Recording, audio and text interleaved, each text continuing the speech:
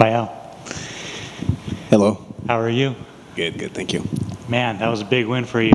How do you feel? Yeah, just as I showcased up in the cage there, a lot of emotions. I was doing some math work over there. I haven't won a fight since 2018, so a lot of up and downs. But we made it happen. I made some changes. As I mentioned, also new team, new camp, new everything. Worked out well. Very glad.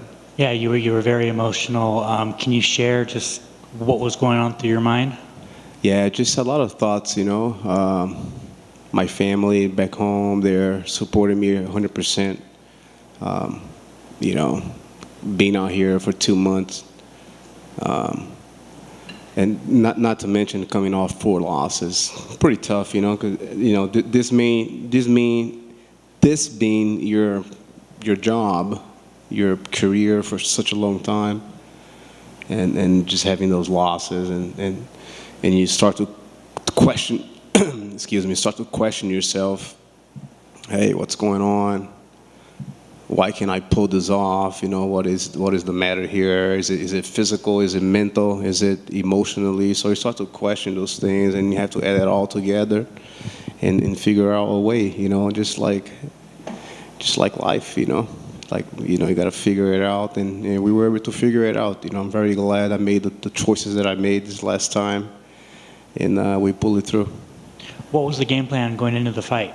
Yeah, game plan was to utilize my characteristics that I have been using for such a long time. I don't need to go super specific here, but it's just going back to what I used to do.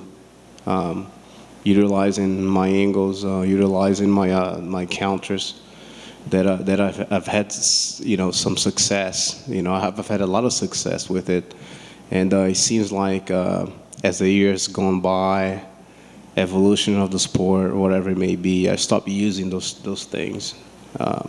Totally, I stopped using. Maybe just a mind to shift. I could not utilize. I was using the wrong strategies. Some personal team problems back home as well. But we got it all figured out. It's a good feeling. You kept catching his kicks. Was that something that you saw pre-fight, or was that just something in the fight that you just figured you could do? Well, I catch his kicks on my liver, on my ribs. That's where I catch his kicks, because he kicked me pretty good a couple times. Yeah, I need to work on defending those, because I was pretty open. I mean, one of the kicks he landed on me was the first. I think it was the first kick of the whole entire fight. It felt like a knife going through my sternum, right on the V over here. And yeah, it took me probably a minute to get my breath back, and a little poker face. But we made it through, right? We made it through, and I was able to implement my game plan, as we discussed. You've had this long career, getting a little bit older. You made the move to Extreme Couture. I guess what was the decision behind that, and how did that, working with Eric and Dennis and all of them, help you? Yeah, of course. The decision, and I was just talking to coaches over here. It's funny because when part of the Vegas decision was the PI. Obviously, the UFC PI is here, but sometimes the UFC PI is a great physical facility, but you don't have the mentors. They're more professionals up. They're super professionals up in there, but you don't have the coaching, the game planning. There's you got to do that in the gym, in the MMA gym. And so part of the decision was the PI, and then when I came to Extreme, it was like a bird flying from the sky, just landed there, because I had no previous planning with coaches. I was just talking about it with them. I had no previous, hey coach, I'm coming in July. I'll be there for 2 months. I just popped in, and they accept me with wide open arms. You know, they know how I feel about this. You know, great respect, man. Um, they trusted in me. You know, look, I'm a little old guy here. You know, this guy's got some losses. You know, and just being sincere. You know, I'm not saying coach thought that like that, but in general, that's what that's what the game is all about. Hey, Raphael has some losses. Now he's popping up here. What are we gonna do? And they did not do that. They accept me right open arms, like a true team member. Um, put a game plan together. It was a little short notice because of my planning not being very good, but it worked out well. Worked out well. They accepted me to the team. Um, pretty high level, um, army that they have up there. You know, it's so many guys. Sometimes it's so many guys, and it worked out for me. I started enjoying myself back in the training room, training at the higher level, grinding 3 practices a day.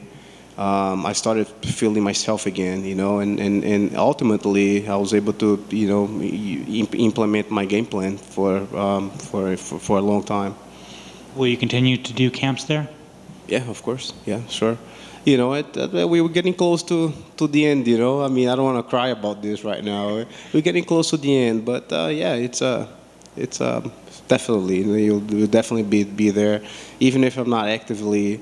Like I say, if I decide to retire, I'll still be around to help the guys. There's some up and comers in the gym, like my friend Mateus. He was like my babysitter. Mateus Camilo, just an up and comer guy, man, and he was with me from day one. I have the guy here ever since fight day, from day one to fight day, he was with me. So I definitely want to be around.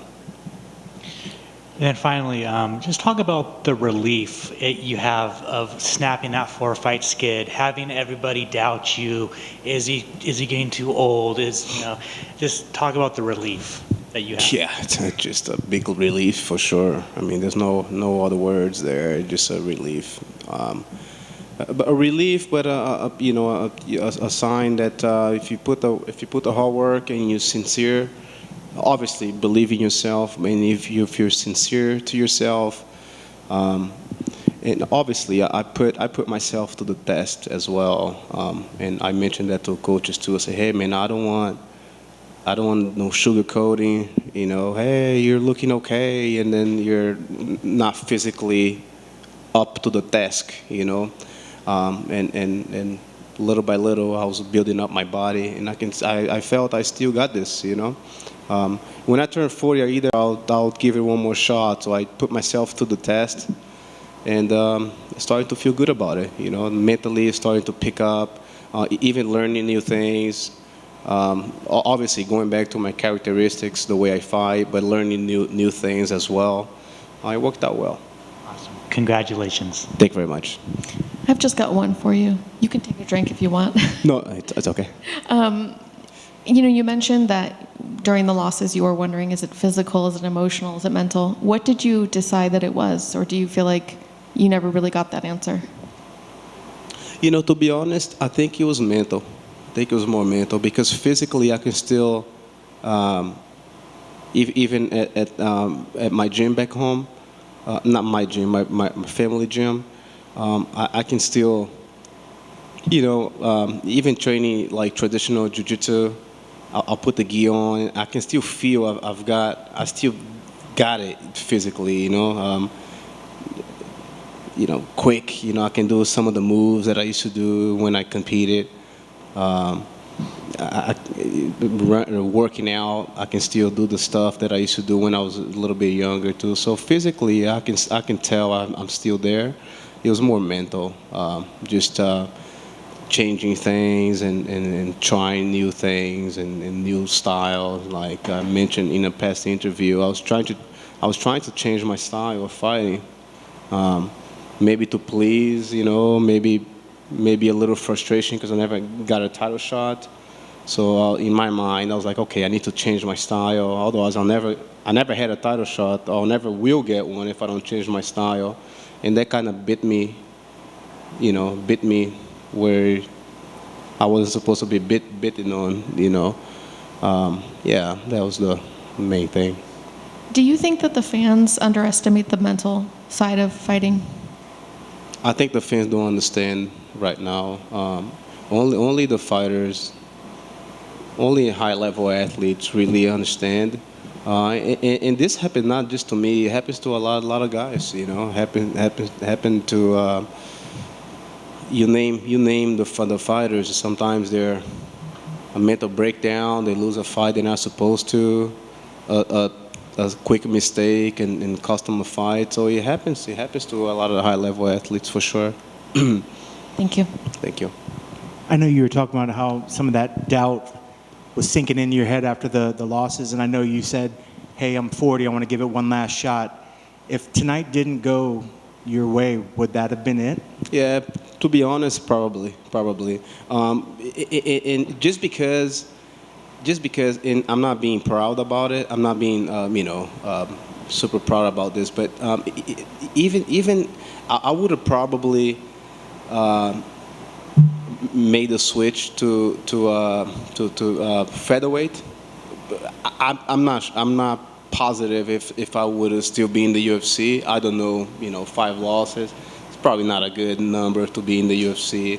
But if I decided not to retire, had lost today, I'd probably move up in weight class just because, I feel I was losing muscle. I was just mentalizing all these things, and unfortunately, you have to think of the loss.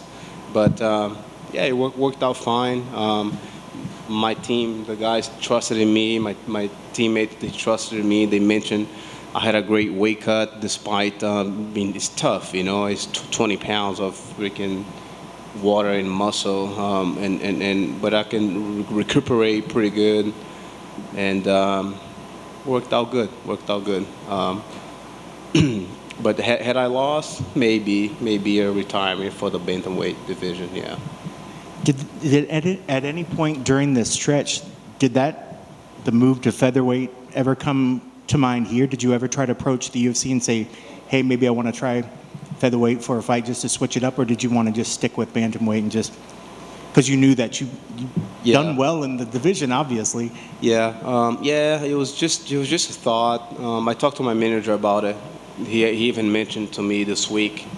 I think he saw me a little dehydrated. I was a little skinny. He was like, hey, is this your last fight at bantamweight? Win or lose? He mentioned to me, obviously I won, but I felt good, to be honest. I thought I'll be a little bit weaker, but this weight cut was tough. It was always tough, but it's one of my best weight cuts. I felt strong. You can always improve, obviously. You can always get better. I felt my cardio couldn't be a little bit better. Strategy was good, but defensively I can always be a little bit better. But it worked out fine. Yeah, I was going to say, and you looked fantastic out there. Thank you very much. It looked really good. You talked about relocating for a couple months for this camp. Was there ever any designs to come to Vegas and move to Vegas? And is it too late for that at this point? That's a point that I was talking to my family. I don't know. I think it's excuse me. I think it's probably a little late now. Like I said, I wish I could just sit here and I'll move to Vegas, but I just like to be realistic. It's probably a little late now. If I was 5 years younger, I'd probably move here. I just move to Vegas, and I like the environment. It's easy to get around. City of Atlanta is no joke right now. I mean, traffic is insane. I think they did a survey. It was like 20,000 people moving in every week or something. Consistently for 3 years, 20,000 people moving into the city. It's a lot of people right now. It's hard to get from place to place. Here, I can get to the gym in 5 minutes. I can get to the PI in 5. I'll get back to my Airbnb home in 10 minutes. So it's a lot easier logistics for sure. Yeah, I wish I was. And last thing for me, I mean, you talked a little bit about the mental switch, how you felt that it was more the mental side. Coming here, being with all the young kids that are out there, switching a new camp, did that sort of Definitely. reinvigorate you? Definitely. And are you pulling energy from them to kind of further yourself for longer? Definitely. Yeah, and that builds character inside the training room. That builds confidence. Obviously, you're going against all these high-level guys. Builds confidence, you know, and physicality. You know, you can hide physicality if you might have a great mindset, but if physically you're not there, you're kind of hiding from yourself. You know, so I wanted to put it all in the table. Say, hey, do I still have it physically? Can I get in there and roll with this guy and spar? Three new guys, the Shark Tank. So you've got four guys on top of you, each round fresh, young guy. So I wanted to put myself in those situations for sure, and that builds confidence little by little, week by week. You start to rebuild. You know. Not everybody can take it, you know. Not everybody can handle and can withstand the physicality. It's not easy. It's not an easy job to be able to preparing and being ready for a high level UFC fight. It's not easy, and I was very fortunate that I was able to put myself in those tests and absorb and get better. Yeah. And then now after this victory, you feel you got at least a couple more in you still, huh? Yeah, I do feel, you know, let's see what happens. It's getting close to the end, you know, but I feel I still have, you know, a little bit left. I take care of my body. You know, I've just competed recently. I competed in my 50th clean USADA test, and 3 more, so 53 clean USADA tests. You know, physiologically, my body feels good. I can, even with the weight cut, which is not easy, I can still manipulate the body obviously with help of professionals. But yeah, the shell still got a little thing left on the thing for sure. That's good. Well, we're looking forward to seeing some more. Congrats on the victory. Thank you very much, sir.